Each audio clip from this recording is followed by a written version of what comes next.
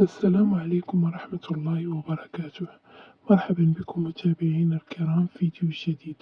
اليوم سنأخذكم إلى أجواء أول حصة تدريبية للمنتخب المغربي، والتي عرفت حضورا جماهيريا مميزا وحماسا كبيرا من طرف عشاق أسود الأطلس الذين حضروا لمساندة منتخب الوطني.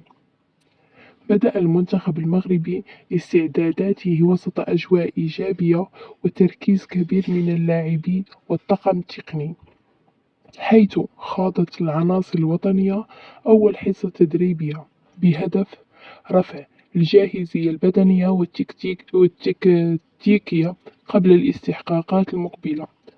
وشهدت التدريبات مشاركة جميع اللاعبين في أجواء مليئة بالحماس والانضباط، مع رغبة واضحة في تقديم أفضل المستويات وتشريف الكرة المغربية.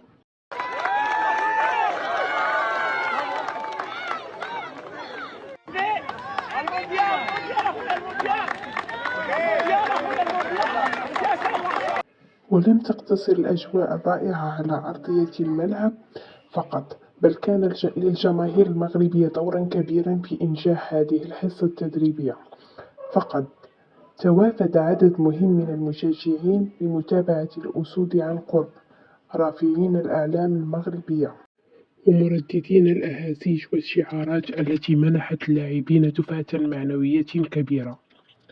كما حرص اللاعبون على التفاعل مع الجماهير التي أظهرت مرة أخرى وفائها ودعمها اللامشروط للمنتخب الوطني أينما حال وارتحل.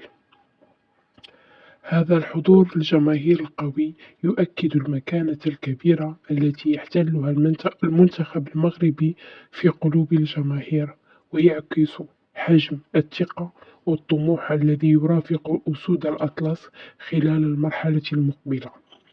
فالجمهور المغربي يظل دائما اللاعب رقم واحد، سواء دخل أرض الوطن أو خارجه، من خلال دعمه المستمر ومساندته للفريق في مختلف الظروف.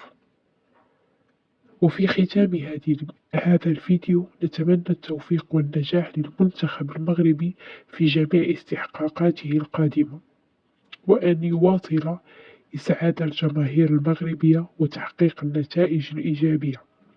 لا تنسوا دعم الفيديو بالإعجاب والاشتراك في القناة وتفعيل زر الجرس ليصلكم كل جديد. إلى اللقاء في